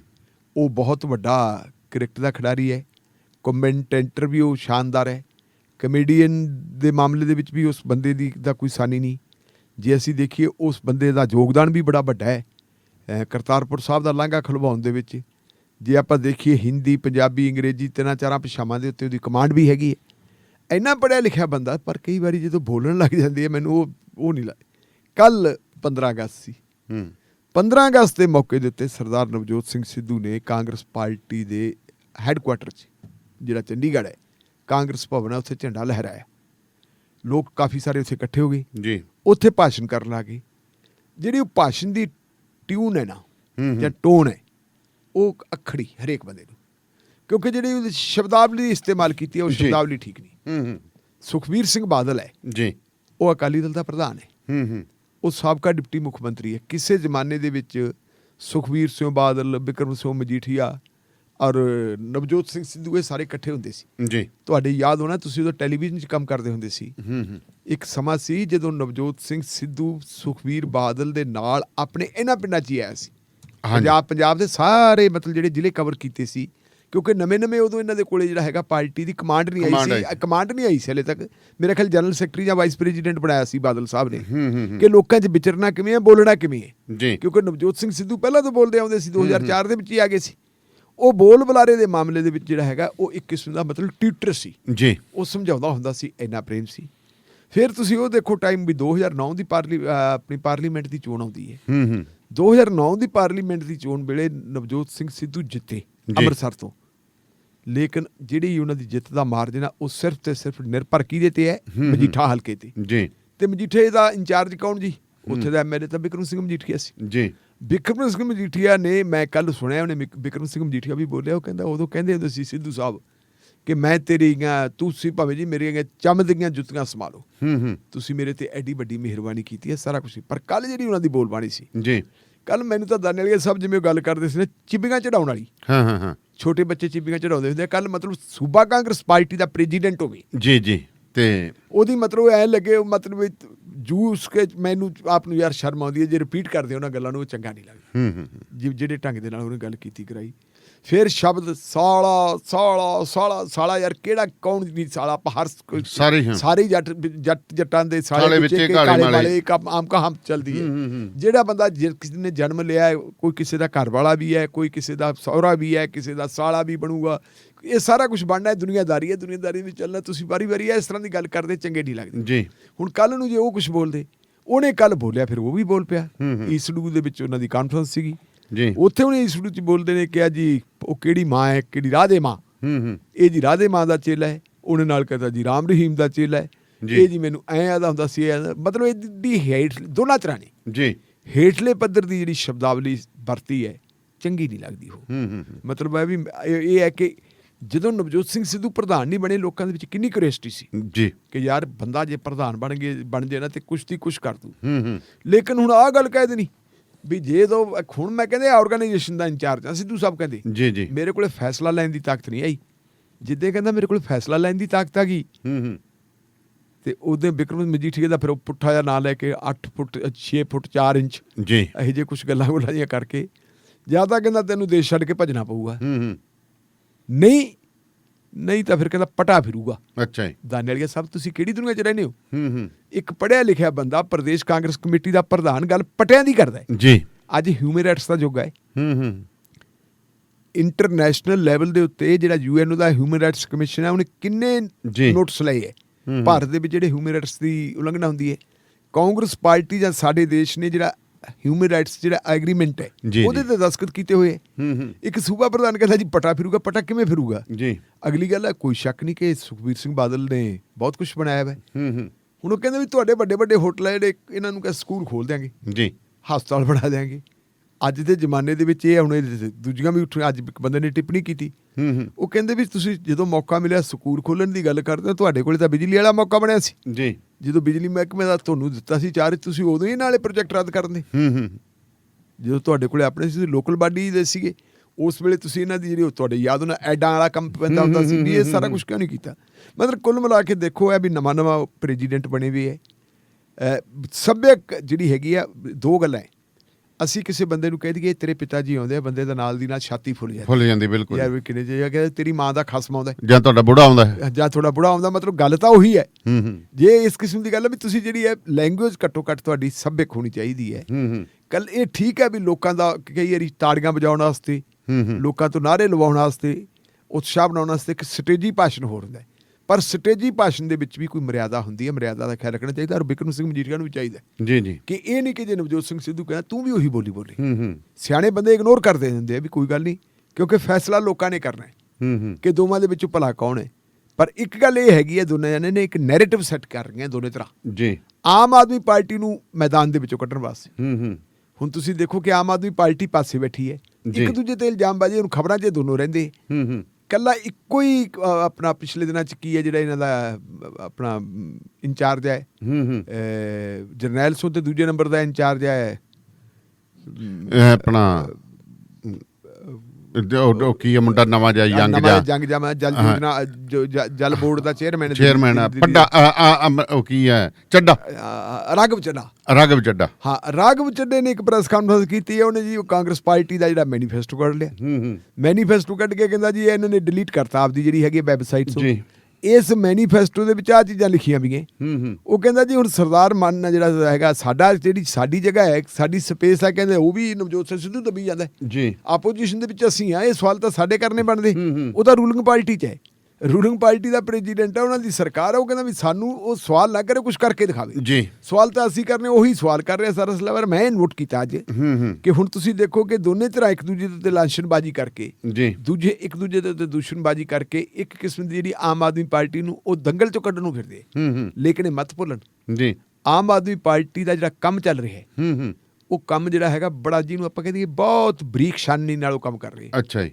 ਉਹਨਾਂ ਨੇ ਕੱਲੇ ਹਲਕੇ ਦੇ ਉੱਤੇ, ਮਤਲਬ ਇਹ ਨਹੀਂ ਜਿਵੇਂ ਪਹਿਲਾਂ ਹੁੰਦਾ ਸੀ, ਕੱਲੇ ਹਲਕੇ ਦੀਆਂ ਕੀ ਸਮੱਸਿਆਵਾਂ ਹੈ, ਉੱਥੇ ਕੌਣ ਅਹਿਮ ਪਰਸਨੈਲਿਟੀਜ਼ ਹੈ ਜੀ, ਕਿਹੜੀ ਪਰਸਨੈਲਿਟੀ ਹੈ ਜਿਹਨੂੰ ਅਸੀਂ ਇਸਤੇਮਾਲ ਕਰ ਸਕਦੇ ਹਾਂ, ਇਹ ਸਾਰਾ ਉਹ ਜਿਹੜਾ ਹੈਗਾ ਹੋਮਵਰਕ ਕਰੀ ਜਾਂਦੇ ਹੈ। ਕਿਤੇ ਇਹ ਨਾ ਹੋ ਜੇ ਵੀ ਇਹ ਤੱਕ ਨੂੰ ਅਸੀਂ ਉਹਨਾਂ ਨੂੰ ਮੈਦਾਨ ਚੋਂ ਕੱਢ ਦਿਆਂਗੇ ਤੇ ਲੋਕ ਸੋਚ ਲੈਣ ਵੀ ਦੋਨੇ ਤਾਂ ਜੇ ਗਾਲੋ ਗਾਲੀ ਹੁੰਦੀ ਆਪਾਂ ਇਹਨਾਂ ਨੂੰ ਮੈਦਾਨ ਚੋਂ ਕੱਢ ਕੇ ਤੀਜੇ ਲੈ ਆਓ। ਇਹ ਵੀ ਹੋ ਸਕਦਾ ਜੀ। ਜੀ ਢਿੱਲੋਂ ਸਾਹਿਬ, ਹੁਣ ਆਪਾਂ ਥੋੜਾ ਜਿਹਾ ਅੱਗੇ ਚੱਲੀਏ, ਦਿੱਲੀ ਵੱਲ ਨੂੰ ਰੁਖ ਕਰ ਲਈਏ। ਪਹਿਲਾਂ ਤਾਂ ਪਾਰਲੀਮੈਂਟ 'ਚ ਜੋ ਕੁਛ ਹੋਈ ਗਿਆ ਕੋਈ ਬੋਲਿਆ ਹੀ ਨਹੀਂ ਸੀ। ਹੁਣ ਕਹਿੰਦੇ ਪਾਰਲੀਮੈਂਟ ਦੇ ਵਿੱਚ ਜੋ ਕੁਛ ਹੋ ਰਿਹਾ ਉਹਦੇ ਉੱਤੇ ਚਿੰਤਾਵਾਂ ਵੀ ਪ੍ਰਗਟ ਹੋਣ ਲੱਗੀਆਂ ਨੇ। ਦੇਖੋ, ਚਿੰਤਾ ਤਾਂ ਇਸ ਕਰਕੇ ਪ੍ਰਗਟ ਹੋਣੀ ਜ਼ਰੂਰੀ ਹੈ ਕਿ ਪਾਰਲੀਮੈਂਟ ਦਾ ਬਹੁਤ ਸਾਰਾ ਸਮਾਂ ਜਿਹੜਾ ਹੈ ਉਹ ਤੂੰ ਮੈਂ 'ਚ ਹੀ ਨਿਕਲਿਆ ਵਾ, ਨਾਅਰੇਬਾਜ਼ੀ 'ਚ ਨਿਕਲਿਆ ਵਾ। ਉਹਦੇ ਤੇ ਕੋਈ ਕੰਮ ਪਾਰਲੀਮੈਂਟ 'ਚ ਨਹੀਂ ਹੋਇਆ। ਜੋ ਅਧਿਕਾਰ ਅੰਕੜੇ ਆ ਰਹੇ ਹੈ ਕਿ ਕਾਫੀ ਸਾਰਾ ਸਮਾਂ ਜਿਹੜਾ ਉਹ ਨਸ਼ਟ ਹੋ ਗਿਆ ਜੀ। ਸਪੀਕਰ ਲੋਕ ਸਭਾ ਨੇ ਵੀ ਇਹ ਗੱਲ ਕਹੀ ਹੈ, ਰਾਜ ਸਭਾ ਦੇ ਉਪ ਚੇਅਰਮੈਨ, ਡਿਪਟੀ ਚੇਅਰਮੈਨ ਵੀ ਇਹੀ ਗੱਲ ਕਹਿੰਦੇ ਰਹੇ ਕਿ ਜੀ ਗੱਲ ਜਿਹੜੀ ਹੈ ਪੂਰੀ ਨਹੀਂ ਹੋਈ ਜੀ। ਆਪਾਂ ਵੀ ਦੇਖਿਆ ਸਾਰਾ ਕੁਝ ਨਹੀਂ ਹੋਇਆ। ਇਹਦਾ ਕਾਰਨ ਹੈ, ਕਾਰਨ ਇਹਦਾ ਇਹ ਹੈ ਕਿ 3 ਜਿਹੜੇ ਇੰਪੋਰਟੈਂਟ ਜਿਹੜੇ ਹੈਗੇ ਇਸ਼ੂ ਹੈ ਸਾਹਮਣੇ। ਇੱਕ ਤਾਂ ਇਹ ਹੈ ਕਿ 8 ਮਹੀਨੇ ਹੋ ਗਏ ਕਿਸਾਨਾਂ ਨੂੰ ਬਾਰਡਰਾਂ ਤੇ ਬੈਠਿਆਂ ਨੂੰ ਜੀ, ਉਹਨਾਂ ਦੀ ਕੋਈ ਸਾਰ ਨਹੀਂ ਲੈ ਰਿਹਾ। ਆਪੋਜੀਸ਼ਨ ਦੀ ਡਿਊਟੀ ਬਣਦੀ ਹੈ ਕਿ ਸਰਕਾਰ ਨੂੰ ਪੁੱਛੇ, ਭਾਈ ਤੁਸੀਂ ਸਾਰ ਕਿਉਂ ਨਹੀਂ ਲੈਂਦੇ, ਤੇ ਆਓ ਆਪਾਂ ਬੈਠ ਕੇ ਗੱਲ ਕਰੀਏ। ਆਪੋਜੀਸ਼ਨ ਨੇ ਕਿੰਨੇ ਵਾਰੀ ਕੰਮ ਰੋਕੂ ਮਤਾ ਪੇਸ਼ ਕੀਤਾ, ਲੇਕਿਨ ਬਹੁ ਗਿਣਤੀ ਦੇ ਲਿਹਾਜ਼ ਨਾਲ ਕਹਿੰਦੇ ਜੀ ਰੱਦ। ਕੱਲੇ ਭਗਵੰਤ ਮਾਨ ਨੇ 10-11 ਵਾਰੀ ਪੇਸ਼ ਕੀਤਾ ਜੀ। ਸਮੁੱਚੀ ਆਪੋਜੀਸ਼ਨ ਨੇ ਵੀ ਕੀਤਾ, ਨਹੀਂ ਉਹਨਾਂ ਨੇ ਕੋਈ ਗੱਲ ਕੀਤੀ। ਆਪੋਜੀਸ਼ਨ ਵਾਲਿਆਂ ਦੀ ਜ਼ਿੰਮੇਵਾਰੀ ਵੀ ਬਣਦੀ ਹੈ, ਲੇਕਿਨ ਡੰਡਾ ਵੀ ਸੀ ਨਾਲ ਜੀ। ਕਿਸਾਨਾਂ ਨੇ ਜਦੋਂ ਕਿਹਾ ਸੀ ਤੁਹਾਨੂੰ ਇਹ ਜਨਤਕ ਵਿਪ ਜਾਰੀ ਕਰਤਾ, ਉਹਦੇ ਮੁਤਾਬਕ ਕਰਨਾ ਪੈਣਾ। ਇੱਕ ਤਾਂ ਇਹ ਇਸ਼ੂ। ਦੂਜਾ ਇਸ਼ੂ ਹੈ ਜਿਹੜੀ ਸਾਡੀ ਨਿੱਜੀ ਜਿਹੜੀ ਹੈਗੀ ਸਾਡੀ ਪ੍ਰਾਈਵੇਸੀ ਹੈ। ਪ੍ਰਾਈਵੇਸੀ ਦੇ ਵਿੱਚ ਦਖਲਅੰਦਾਜ਼ੀ। ਪੈਗਾਸਸ ਜਿਹੜਾ ਹੈਗਾ ਸਪਾਈ ਸਾਫਟਵੇਅਰ, ਉਹਦੀ ਵਜ੍ਹਾ ਕਾਰਨ ਜਿਹੜੇ ਹੈਗੇ ਆ ਭਾਰਤ ਦੇ 300 ਲੋਕਾਂ ਦੀ ਜਸੂਸੀ ਹੋ ਰਹੀ ਹੈ ਜੀ, ਜਿਹਦੇ ਵਿੱਚ ਕੁਝ ਆਪੋਜੀਸ਼ਨ ਦੇ ਲੀਡਰ ਹੈ, ਇੱਕ ਕੋਈ ਕਹਿੰਦੇ ਜੀ ਕੰਸਟੀਟਿਊਸ਼ਨਲ ਅਥਾਰਟੀ ਵੀ ਹੈ, ਔਰ 40 ਦੇ ਕਰੀਬ ਪੱਤਰਕਾਰ ਹੈ, ਜਿਨ੍ਹਾਂ ਦੇ ਵਿੱਚ ਮਤਲਬ ਲਗਭਗ ਸਾਰੀਆਂ ਹੀ ਭਾਸ਼ਾਵਾਂ ਦੇ ਪੱਤਰਕਾਰ ਹੈ। ਉਹ ਜਿਹੜੀ ਹੈਗੀ ਹੈ ਇਹਦੇ ਬਾਰੇ 'ਚ ਪਿਛਲੇ ਦਿਨਾਂ ਦੇ ਵਿੱਚ ਜਸਟਿਸ ਨਾਰੀਮਨ ਰਿਟਾਇਰ ਹੋਏ, ਉਹਨਾਂ ਦੇ ਬੈਂਚ ਨੇ ਇੱਕ ਫੈਸਲਾ ਦਿੱਤਾ ਸੀ ਜੀ। ਉਸ ਫੈਸਲੇ ਦੇ ਵਿੱਚ ਉਹਨਾਂ ਨੇ ਕਿਹਾ ਸੀਗਾ ਕਿ ਜਿਹੜੀ ਪ੍ਰਾਈਵੇਸੀ ਹੈ ਇਹ ਬੰਦੇ ਦਾ ਫੰਡਾਮੈਂਟਲ ਰਾਈਟ ਹੈ ਜੀ, ਇਹ ਬੁਨਿਆਦੀ ਅਧਿਕਾਰ ਹੈ। ਬੁਨਿਆਦੀ ਅਧਿਕਾਰਾਂ ਦੀ ਪ੍ਰੋਟੈਕਸ਼ਨ ਕਰਦੀ ਹੈ ਕੰਸਟੀਟਿਊਸ਼ਨ ਦੇ ਵਿੱਚ ਸਾਡੀ ਆਰਟੀਕਲ 14 ਜੀ, ਬਰਾਬਰਤਾ ਦਾ ਸਭ ਨੂੰ ਅਧਿਕਾਰ ਦਿੰਦੀ ਹੈ। ਔਰ ਉਹਨਾਂ ਨੇ ਕਿਹਾ ਵੀ ਇਹਦੇ 'ਚ ਜਿਹੜੀ ਹੈਗੀ ਕਿਸੇ ਕਿਸਮ ਦੀ ਗੱਲ ਨਹੀਂ ਹੁੰਦੀ। ਜੇ ਤੁਸੀਂ ਜਸੂਸੀ ਕਰੋਗੇ ਕਿਸੇ ਦੀ, ਕੋਈ ਸਾਫਟਵੇਅਰ ਲਾਂਚ ਉਹਦੇ 'ਚ ਇੰਸਟਾਲ ਕਰ ਦਿਓਗੇ ਉਹਦੇ ਲੈਪਟਾਪ ਦੇ ਵਿੱਚ, ਉਹਦੇ ਕੰਪਿਊਟਰ ਦੇ ਵਿੱਚ, ਜਾਂ ਉਹਦੇ ਆਪਣਾ ਸੈੱਲ ਫੋਨ ਦੇ ਵਿੱਚ ਜੀ, ਤਾਂ ਇਹਦਾ ਮਤਲਬ ਤੁਸੀਂ ਦੀ ਜਸੂਸੀ ਕਰਦੇ ਹੋ। ਇਹ ਮਾਮਲਾ ਬੜਾ ਭਖਿਆ ਸੀ ਤੇ ਉਹਨਾਂ ਨੇ ਕੋਈ ਗੱਲ ਨਹੀਂ ਕੀਤੀ। ਬਿਲਕੁਲ ਕਹਿੰਦੇ ਜੀ ਡਿਬੇਟ ਕਰਨੀ ਨਹੀਂ। ਫਿਰ ਤੀਜੀ ਗੱਲ ਹੈ ਜਿਹੜੀ ਮਹਿੰਗਾਈ ਕਿੱਥੇ ਦੀ ਕਿੱਥੇ ਪਹੁੰਚ ਗਈ। 100 ਰੁਪਏ ਤੋਂ ਉੱਪਰ ਪੈਟਰੋਲ ਹੋ ਗਿਆ, ਔਰ ਇਹਦੇ ਨਾਲ ਕੱਲੀ ਮਹਿੰਗਾਈ ਜਿਹੜੀ ਕੱਲੇ ਪੈਟਰੋਲ ਤੇ ਡੀਜ਼ਲ ਦੀ ਵਜ੍ਹਾ ਕਾਰਨ ਹੀ ਸਾਰੀਆਂ ਚੀਜ਼ਾਂ ਦੇ ਰੇਟ ਵਧਦੇ। ਇਹਦੇ ਤੇ ਵੀ ਨਹੀਂ ਕੀਤੀ। ਆਪਾਂ ਸ਼ਾਇਦ ਪਹਿਲਾਂ ਵੀ ਗੱਲ ਕੀਤੀ ਸੀ, ਜਦੋਂ ਡਾਕਟਰ ਮਨਮੋਹਨ ਸਿੰਘ ਹੋਣੀ ਦੇਸ਼ ਦੇ ਪ੍ਰਧਾਨ ਮੰਤਰੀ ਹੁੰਦੇ ਸੀ, ਉਦੋਂ ਬੀਬੀ ਸੁਸ਼ਮਾ ਸਵਰਾਜ ਆਪੋਜੀਸ਼ਨ ਦੀ ਲੀਡਰ ਸੀ ਜੀ, ਔਰ ਇਮੇਜ ਮੇ ਉਦੋਂ ਇਹ ਬੀਜੇਪੀ ਵਾਲਿਆਂ ਨੇ ਪਾਰਲੀਮੈਂਟ ਠੱਪ ਕਰਤੀ ਸੀ। ਤਾਂ ਪੱਤਰਕਾਰਾਂ ਨੇ ਪੁੱਛਿਆ ਵੀ ਤੁਸੀਂ ਪਾਰਲੀਮੈਂਟ ਠੱਪ ਕਿਉਂ ਕਹਿੰਦੇ ਹੋ? ਕਹਿੰਦੀ ਸਰਕਾਰ ਦੀ ਜ਼ਿੰਮੇਵਾਰੀ ਹੈ ਪਾਰਲੀਮੈਂਟ ਚਲਾਉਣੀ। ਸਰਕਾਰ ਉਹ ਮਾਹੌਲ ਪੈਦਾ ਕਰੇ ਕਿ ਸਾਨੂੰ ਆ ਕੁਛ ਕਰਨਾ ਹੀ ਨਾ ਪਵੇ। ਇੱਥੇ ਵੀ ਸਰਕਾਰ ਦੀ ਜ਼ਿੰਮੇਵਾਰੀ ਬਣਦੀ ਸੀ ਜੀ। ਕੱਲ 15 ਅਗਸਤ ਸੀ। 15 ਅਗਸਤ ਦੇ ਮੌਕੇ ਦੇ ਉੱਤੇ ਸੁਪਰੀਮ ਕੋਰਟ ਦੇ ਵਿੱਚ ਜਿਹੜਾ ਤਿਰੰਗਾ ਝੰਡਾ ਲਹਿਰਾਉਣ ਦੀ ਰਸਮ ਅਦਾ ਕੀਤੀ, ਉਹ ਸਾਡੇ ਚੀਫ ਜਸਟਿਸ ਆਫ ਇੰਡੀਆ ਐਨ ਵੀ ਰਮਨਾ ਸਾਹਿਬ ਨੇ ਕੀਤੀ ਜੀ। ਰਮਨਾ ਸਾਹਿਬ ਨੇ ਕੱਲ ਉੱਥੇ ਜਿਹੜੀ ਚਿੰਤਾ ਪ੍ਰਗਟ ਕੀਤੀ, ਚਿੰਤਾ ਪ੍ਰਗਟ ਉਹਨਾਂ ਨੇ ਕੀਤੀ, ਉਹਨਾਂ ਨੇ ਬੜਾ ਮਤਲਬ ਜਿਹੜਾ ਹੈ ਨਾ, ਜਿਹਨੂੰ ਆਪਾਂ ਕਹਿ ਦਈਏ ਮੈਰਿਟ ਦੇ ਆਧਾਰ ਤੇ ਕੀਤੀ ਹੈ। ਕਿਉਂਕਿ ਜਦੋਂ ਹੁਣ ਆ ਕੰਮ ਹੋਇਆ ਨਹੀਂ ਜੀ, ਬਗੈਰ ਬਹਿਸ ਕੀਤੀ ਤੋਂ ਨਾਲ ਦੀ ਨਾਲ ਹੀ ਗੜਬੜ ਹੁੰਦਿਆਂ ਦੇ ਵਿੱਚ ਮੰਤਰੀ ਖੜਾ ਹੁੰਦਾ, ਆ ਲਓ ਜੀ ਮੈਂ ਬਿੱਲ ਪੇਸ਼ ਕਰਤਾ, ਬਹਿਸ ਹੁੰਦੀ ਕੋਈ ਨਹੀਂ, ਰੌਲਾ ਪਈ ਜਾਂਦਾ, ਉਹ ਕਹਿੰਦੇ ਲਓ ਜੀ ਬਿੱਲ ਪਾਸ ਹੋ ਗਿਆ ਜੀ। ਇਸ ਹਿਸਾਬ ਦੇ 19 ਬਿੱਲ ਪਾਸ ਹੋ ਗਏ, 19 ਨਵੇਂ ਕਾਨੂੰਨ ਬਣ ਗਏ। ਰਮਨਾ ਸਾਹਿਬ ਕਹਿੰਦੇ ਹੈ ਵੀ ਜਿਹੜੇ 19 ਕਾਨੂੰਨ ਬਣ ਗਏ ਜੀ, ਇਹਦੇ ਉੱਤੇ ਬਹਿਸ ਤਾਂ ਹੋਈ ਨਹੀਂ। ਜਿਹੜੇ ਲੋਕ ਚੁਣ ਕੇ ਗਏ ਆ ਉਹਨਾਂ ਦੇ ਵਿਚਾਰ ਇਹਦੇ ਬਾਰੇ ਕੀ ਹੈ ਜੀ। ਕਿਉਂਕਿ ਜਦੋਂ ਕਾਨੂੰਨ ਬਣ ਜਾਂਦਾ, ਕਾਨੂੰਨ ਬਣਨਾ ਇੱਕ ਵੱਖਰੀ ਗੱਲ ਹੈ, ਕਾਨੂੰਨ ਬਣਨ ਵੇਲੇ ਉੱਤੇ ਜਿਹੜੀ ਬਹਿਸ ਹੁੰਦੀ ਹੈ ਉਹ ਬਹਿਸ ਵੀ ਰਿਕਾਰਡ ਹੁੰਦੀ ਹੈ ਜੀ। ਤਾਂ ਚੀਫ ਜਸਟਿਸ ਸਾਹਿਬ ਦਾ ਕਹਿਣਾ ਹੈ ਕਿ ਸਾਨੂੰ ਜੱਜਾਂ ਨੂੰ ਵੀ ਕਾਨੂੰਨਾਂ ਨੂੰ ਸਮਝਣ ਵਾਸਤੇ ਪ੍ਰੋਬਲਮ ਆ ਰਹੀ ਹੈ। ਇਹਨਾਂ ਕਾਨੂੰਨਾਂ ਨੂੰ ਜਦੋਂ ਚੁਣੌਤੀ ਦਿੱਤੀ ਜਾਊਗੀ ਜੀ, ਅਸੀਂ ਜਿਹੜੇ ਹੈਗੇ ਕਾਨੂੰਨ ਦੇ ਤੇ ਬਹਿਸ ਤਾਂ ਹੋਈ ਨਹੀਂ, ਉੱਥੇ ਸਾਨੂੰ ਫਿਰ ਜਿਹੜੀ ਹੈਗੀ ਅਸੀਂ ਕੀ ਦੇਖਾਂਗੇ ਜੀ, ਕਿਹਨੇ ਕੀ ਕਿਹਾ ਤੇ ਕਿਹਨੇ ਨਹੀਂ ਕਿਹਾ। ਜੇ ਪੋਜ਼ਿਟਿਵ ਤੇ ਨੈਗੇਟਿਵ ਪੱਖ ਦੋਨੇ ਆਉਂਦੇ ਹੈ, ਦੋਨੇ ਤਰ੍ਹਾਂ ਬਹਿਸ ਕਰਦੇ ਤਾਂ ਸਾਡਾ ਕੰਮ ਸੌਖਾ ਹੁੰਦਾ। ਬਿਲਕੁਲ ਬਿਲਕੁਲ। ਉਹਨਾਂ ਨੇ ਫਿਰ ਅਗਲੀ ਗੱਲ ਕਹੀ ਹੈ, ਉਹ ਕਹਿੰਦੇ ਕੋਈ ਜ਼ਮਾਨਾ ਹੁੰਦਾ ਸੀ ਜਦੋਂ ਪਾਰਲੀਮੈਂਟ ਦੇ ਮੈਂਬਰਾਂ ਦੇ ਵਿੱਚ ਵਕੀਲਾਂ ਦੀ ਬਹੁਤਾਤ ਹੁੰਦੀ ਸੀ ਜੀ। ਉਦੋਂ ਵਕੀਲ ਜਾਂਦੇ ਹੁੰਦੇ ਸੀ, ਵਕੀਲਾਂ ਨੂੰ ਡਿਬੇਟ ਦਾ ਤਜਰਬਾ ਸੀ, ਤਰੀਕਾਕਾਰ ਆਉਂਦਾ ਸੀ ਕਿ ਉਹ ਡਿਬੇਟ ਕਿਵੇਂ ਕਰਨੀ ਹੈ। ਉਹ ਡਿਬੇਟ ਕਰਦੇ ਸੀ, ਉਹ ਸਾਰੂ ਡਿਬੇਟ ਹੁੰਦੀ ਸੀ ਜੀ। ਅੱਜ ਬਦਕਿਸਮਤੀ ਹੈ ਵੀ ਵਕੀਲ ਨਹੀਂ ਜਾਂਦੇ। ਤੇ ਦਾਨੇਵਾਲੀਆ ਸਾਹਿਬ ਅੰਕੜੇ ਤਾਂ ਇਹ ਦੱਸਦੇ ਆ ਕਿ ਅੱਜ ਵਕੀਲਾਂ ਦੀ ਥਾਂ ਦੇ ਉੱਤੇ ਜੇ ਦੇਖੀਏ, ਚਾਹੇ ਪਾਰਲੀਮੈਂਟ ਹੈ ਤੇ ਚਾਹੇ ਅਸੈਂਬਲੀਆਂ, ਕਹਿੰਦੇ ਤੀਜਾ ਹਿੱਸਾ ਤਾਂ ਸਾਡੇ ਅਪਰਾਧ ਬਦਮਾਸ਼ੀ ਤੁਰੇ ਜਿਨ੍ਹਾਂ ਦੇ ਖਿਲਾਫ FIR ਦਰਜ ਹੈ। ਔਰ ਇਹਦੇ ਤੇ ਵੀ ਹੁਣ ਸੁਪਰੀਮ ਕੋਰਟ ਨੇ ਕਿਹਾ ਵੀ ਇਹਨਾਂ ਨੂੰ ਭਾਈ ਇਹਨਾਂ ਦੇ ਕੇਸ ਦਵਾ ਤੁਸੀਂ ਨਿਬੇੜੋ। ਸੁਪਰੀਮ ਕੋਰਟ ਇਹਦੇ ਵੀ ਸਖਤ ਹੋਈ ਵੀ ਹੈ ਕਿ ਇਹ ਤਾਂ ਕਿਸੇ ਵੀ ਕੀਮਤ ਦੇ ਉੱਤੇ ਜਿਹੜਾ ਹੈਗਾ ਕਰਨਾ, ਇਹਨਾਂ ਦਾ ਆਪਣਾ ਇਹਨਾਂ ਨੂੰ ਸਪੇਅਰ ਨਹੀਂ ਕਰਨਾ, ਮਾਮਲੇ ਸਾਰੇ ਕਰਨ। ਹੁਣ ਬੰਦੇ ਉਹ ਆ ਗਏ ਤਾਂ ਕੱਲ ਫਿਰ ਉਹਨਾਂ ਨੇ ਚੀਫ ਜਸਟਿਸ ਸਾਹਿਬ ਨੇ ਕਿਹਾ ਕਿ ਇੱਕ ਤਾਂ ਵਕੀਲਾਂ ਨੂੰ ਚਾਹੀਦਾ ਕਿ ਉਹ ਇਸ ਪਾਸੇ ਆਉਣ, ਇਕੱਲੇ ਪੈਸੇ ਕਮਾਉਣ ਵਾਲੇ ਪਾਸੇ ਨਾ ਰਹਿਣ ਜੀ। ਉਹਨਾਂ ਨੂੰ ਵੀ ਚਾਹੀਦਾ ਕਿ ਉਹ ਪਬਲਿਕ ਲਾਈਫ ਦੇ ਵਿੱਚ ਆਉਣ। ਕੁਝ ਵਕੀਲ ਹੈਗੇ ਵਕੀਲ ਬੜੀ ਵਧੀਆ ਬਹਿਸ ਕਰਦੇ, ਉਹ ਅਦਾਲਤਾਂ 'ਚ ਵੀ ਕਰਦੇ, ਇੱਧਰ ਵੀ ਕਰਦੇ। ਇੱਧਰ ਤਾਂ ਸਗੋਂ ਪਾਰਲੀਮੈਂਟ ਦੇ ਮੈਂਬਰ ਵਕੀਲ ਨੂੰ ਇਹ ਅਧਿਕਾਰ ਹੈ ਕਿ ਉਹ ਬਾਹਰ ਆ ਕੇ ਵਕਾਲਤ ਵੀ ਕਰ ਸਕਦਾ ਹੈ। ਆਪਣੇ ਫੂਲਕਾ ਸਾਹਿਬ ਇੱਥੇ ਆਪਣੇ ਵਿਰੋਧੀ ਧਿਰ ਦੇ ਆਗੂ ਸੀ, ਵਕਾਲਤ ਕਰਦੇ ਸੀ।